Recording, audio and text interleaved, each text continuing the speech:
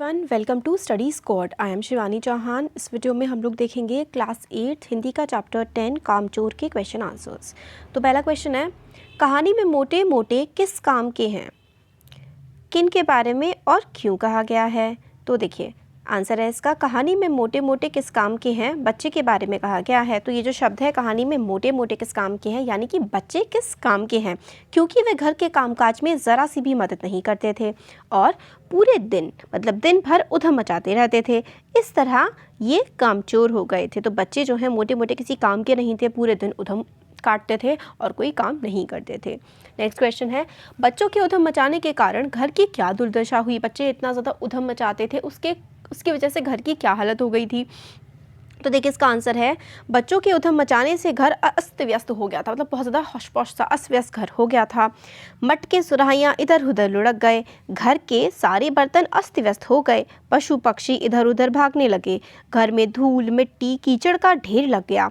मटर की सब्जी बनने से पहले भेड़ें खा गईं, मुर्गे मुर्गियों के कारण कपड़े गंदे हो गए। इस वजह से पारंपरिक शांति भी भंग हो गई। अम्मा ने तो घर छोड़ने का भी फैसला ले लिया। तो बच्चों को काम करने को कहा गया तो बच्चों ने तो और ही आफत सी मचा दी।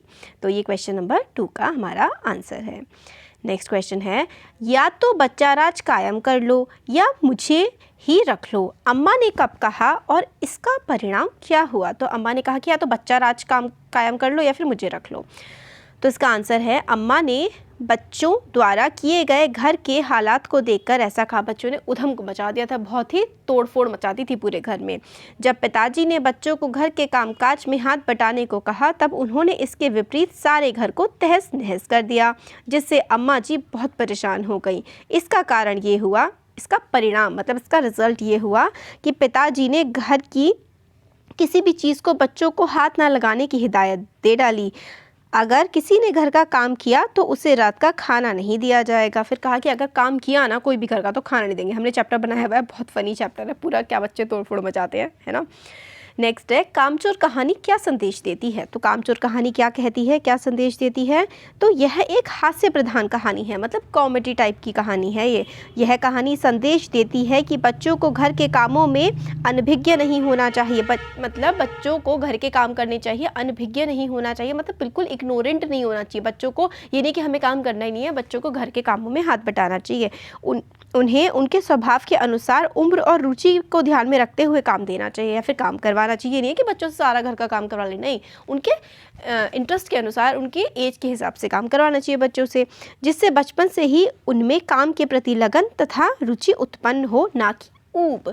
तो बच्चों से घर का काम ऐसा करवाए कि मतलब इंटरेस्टिंग सा काम लगे, बचपन से ही उन्हें थोड़ा थोड़ा काम करने को मिले तो काम के प्रति उनकी रुचि डेवलप हो जाए, ना कि ऐसा नहीं ओह कैसे होगा काम, ऐसा नहीं।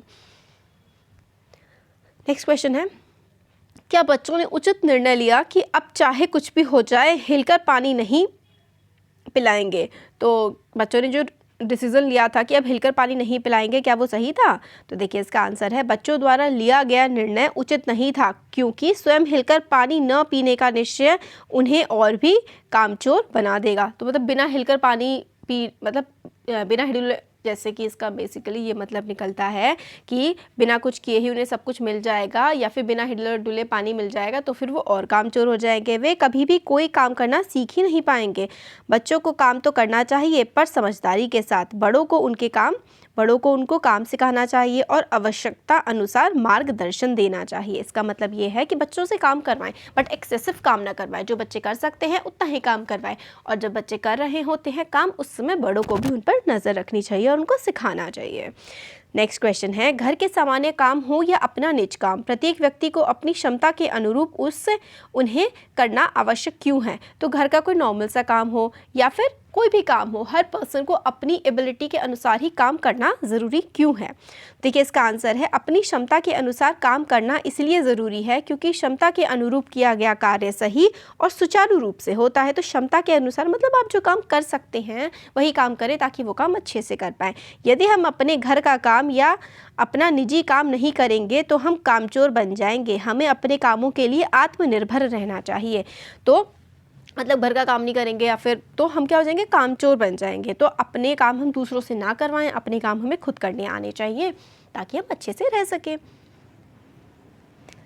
नेक्स्ट क्वेश्चन है, भरा पूरा परिवार कैसे सुखद बन सकता है और कैसे दुखद? कहानी कामचोर कहानी के आधार पर निर्णय कीजिए। तो भरा पूरा परिवार मतलब पूरा परिवार है, सब लोग हैं, वो कैसे खुश रह सकता है और कैसे दुखी रह सकता है, दुखी हो सकता है, ये कामचोर कहानी के अकॉर्डिंग आप लोगों को बताना है।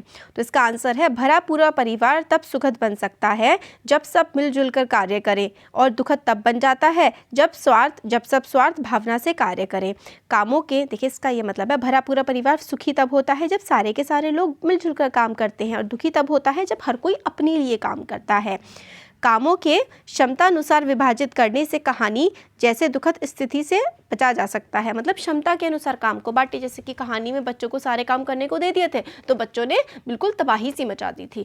तो अगर हमें बच्चों से या बड़ों से किसी से भी काम करवाना है तो उनको उनकी एज के हिसाब से और जितना वो काम कर सकते हैं और क्या वो काम कर सकते हैं उसी हिसाब से काम देना चाहिए, नहीं तो तहस नहसी हो जाती है। कार्यों को बांटने से किसी दूसरे को काम करने के लिए कहने की ज़रूरत होगी और तनाव भी उत्पन्न नहीं होगा। तो काम बांट लेंगे तो ना ही किसी से कहना पड़ेगा काम करने को, ना ही टेंशन क्रिएट होगी। नेक्स्ट क्वेश्चन है, बड़े होते बच्चे किस प्रकार माता पिता के सहयोगी हो सकते हैं? तो बच्चे जो बड़े हो रहे हैं किस तरीके से अपने पेरेंट्स की हेल्प कर सकते हैं और किस प्रकार से वो भार बन सकते हैं, मतलब किस प्रकार से पेरेंट्स के लिए बोझ बन सकते हैं। तो देखिए इसका आंसर है, कामचोर कहानी के आधार पर अपने विचार व्यक्त आपको करने हैं। तो इसका आंसर है, बड़े होते बच्चे यदि माता पिता को छोटे मोटे कार्यों में मदद करें तो उनके सहयोगी हो सकते हैं। तो छोटे मोटे कामों में अगर बड़े होते बच्चे अपने पेरेंट्स की हेल्प करें तो काफ़ी मदद मिल सकती है पेरेंट्स को। जैसे अपना कार्य स्वयं करें, अपने आप स्कूल के लिए तैयार हो जाएं, अपने खाने के बर्तन यथासंभव स्थान पर रखाएं, अपने कमरे को सहज कर रखें। मतलब देखिए आप खाना खा रहे हैं तो किचन पर जहाँ पर बर्तन धुलते हैं वहाँ पर रखें, नहीं कि बेड पे ही छोड़ दें। अपना बैग खुद लगाएं, स्कूल जाने के लिए खुद तैयार हो जाएं। इतना भी आप लोग कर लेंगे ना तो भी पेरेंट्स के लिए बहुत आसानी हो जाती है। यदि हम बच्चों को उनका कार्य करने की सीख नहीं देते, मतलब अगर हम बच्चों को उनका खुद का काम करने के लिए नहीं कहते तो वह सहयोग के स्थान पर माता पिता के लिए भार ही साबित होंगे। मतलब अगर बच्चों से आप काम नहीं करवाएंगे, उनका खुद का भी कि नहीं हमारा लाडला बच्चा है हम तो इसका काम कर देंगे, तो वो बच्चों के लिए मतलब बच्चे पेरेंट्स के लिए फिर बोझ बन जाते हैं। उनके बड़ा होने पर उनसे कोई कार्य कराया जाएगा तो वह उस कार्य को भली भांति करने के स्थान पर तहस नहस कर देंगे। मतलब बचपन से अगर आप काम नहीं कराएंगे तो जब वो बड़े होंगे बच्चे तो तहस नहस कर देंगे काम को। जैसे कि कामचोर लेख पर बच्चों ने सारे घर का हाल कर दिया था, तो कामचोर में जैसे बच्चों ने पूरा तहस नहस मचा दिया था घर को। इसलिए माता पिता को बच्चों को उनके स्वभाव के अनुसार उम्र और रुचि को ध्यान में रखते हुए काम करवाना चाहिए, जिससे बचपन से ही उनमें काम के प्रति लगन तथा रुचि उत्पन्न हो, ना कि ऊब, और उनके सहयोगी हो सके।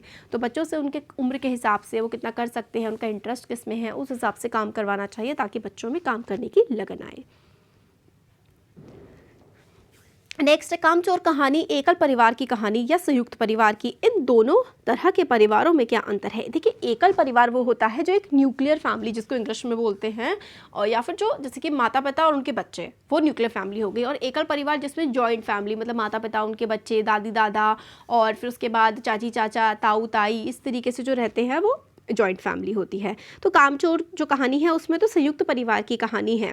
और एकल परिवार और संयुक्त परिवार में क्या अंतर है? एकल परिवार में सदस्यों की संख्या 3 से 4 होती है, माता पिता व बच्चे। संयुक्त परिवार में सदस्यों की संख्या ज़्यादा होती है क्योंकि इसमें चाचा चाची, ताई ताऊ, माता पिताजी, बच्चे सभी शामिल होते हैं। एकल परिवार में सारा कार्य स्वयं करना पड़ता है। एकल परिवार जो सिंगल फैमिली होती है उसमें सारा काम खुद करना पड़ता है, जबकि संयुक्त परिवार में सब लोग मिलजुल कर कार्य करते हैं। एकल परिवार में जीवन के सुख दुख का अकेले सामना करना पड़ता है, जबकि संयुक्त परिवार में सारे सदस्य मिलकर जीवन के सुख दुख सबका सामना करते हैं। तो जो एक अकेले रहने वाला परिवार होता है उसमें सारे फैमिली के चाहे कोई फंक्शन हो चाहे कुछ भी हो, सब बहुत कम कम लोग होते हैं। और जो जॉइंट फैमिली होती है उसमें सब लोग अच्छे से मिलजुल कर अपने सुख और दुख बांटते हैं। तो ये हम लोगों का पूरा चैप्टर था। इसके हम लोगों ने क्वेश्चन आंसर्स कर लिए अब, और चैप्टर तो हमारे सारे के सारे बन ही चुके हैं। तो कैसा लगा वीडियो ज़रूर बताइएगा। अच्छा लगा तो लाइक करिए, चैनल को सब्सक्राइब करिए, अपने फ्रेंड्स के साथ शेयर करिए। Thank you.